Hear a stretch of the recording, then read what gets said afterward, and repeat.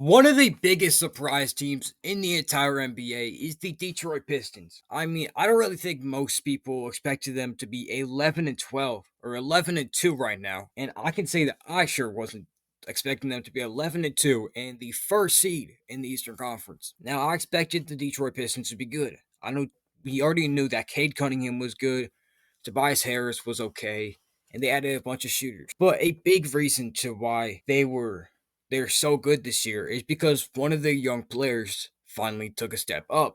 And if you told me that one of the Detroit's young players finally stepped up, I would have thought we're talking about Jaden Ivey, Zwart Thompson, heck, maybe even Marcus Sasser. I know it's okay, I'm dragging it a little bit, but you get the point. But it turns out that the most improved player on the Detroit Pistons, and a player that's helping them win their games, and a player who really determines the outcome of the Detroit Pistons this year, is Jalen Duren. Now, let's see why. Well, before we get into why he's been helping the Detroit Pistons and how he's been helping them to this 11-2 start, we had to go back in time. Now, back in 2021, Jalen Duren was a high school phenom, one of the best high school players in the entire country, and he looked like he would become a top pick in the upcoming draft. Well, he decides to skip his senior year and go straight to Memphis University. And coached by Penny Hardaway, he does pretty well there. Ends up being a lottery pick in the 2022 draft by the Detroit Pistons, and he ends up doing some stuff.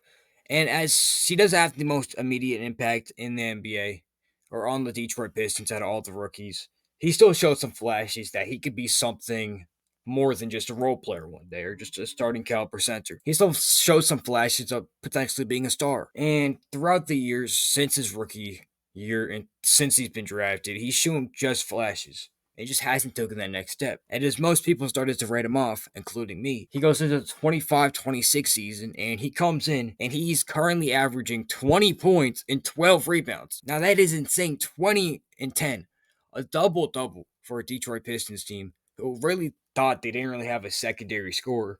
And if Jalen Duren can keep up with this, then he can definitely take the Pistons to new heights next to Cade Cunningham. And although Jalen Duren has some stellar play this year, he has some flaws that we just can't really ignore. First of all, and it's the most obvious one, and it's the least bad one. It is that his outside shooting is shaky at best. Now, in the modern NBA, a lot of centers have to be able to stretch the floor, like Wemby, Lloyd Markkinen, if you want to count him as a big, Porzingis, but you get the point. Centers need to be able to stretch the floor and need to be able to adjust to the newfound spacing in the NBA. Now, this isn't the biggest problem because the NBA contender slash team doesn't really need spacing. I mean, Detroit Pistons are the first seed and they have probably the least amount of spacing in the entire NBA.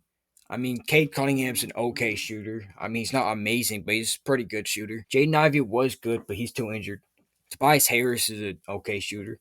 Zwart Thompson can't shoot and don't really have a second option. He needs to step up because he's shown us what he can do. We just need more from him. We need more consistency from him if we want this Detroit Pistons team to go farther in the playoffs than they did last year. I mean, they could just end up like the Orlando Magic, who after pushing the Cavs to 7 games, just like the Pistons pushed the Knicks, both contenders, to 6 games. And then the Magic just fell off the planet. They were the 7th seed, which still is pretty good, but they lost to the Celtics 5, who did end up losing to the Knicks. But you get it. The Pistons could just fall off a cliff if they just don't take proper precautions. Jaden Ivey hopefully comes back. Hopefully this Ward Thompson can help. And hopefully their new guy, Chas Jenkins, I believe. I don't really know him yet. But hopefully they can do well with there. But anyways, that's all. It's just kind of a yap again, like all my videos, if you couldn't tell. But thank you for listening to me yap, I guess. We hit 100 subs, which is a huge milestone of mine. I didn't think we were going to hit it until end of the year. And we did it, what is it, November 17th as recording this.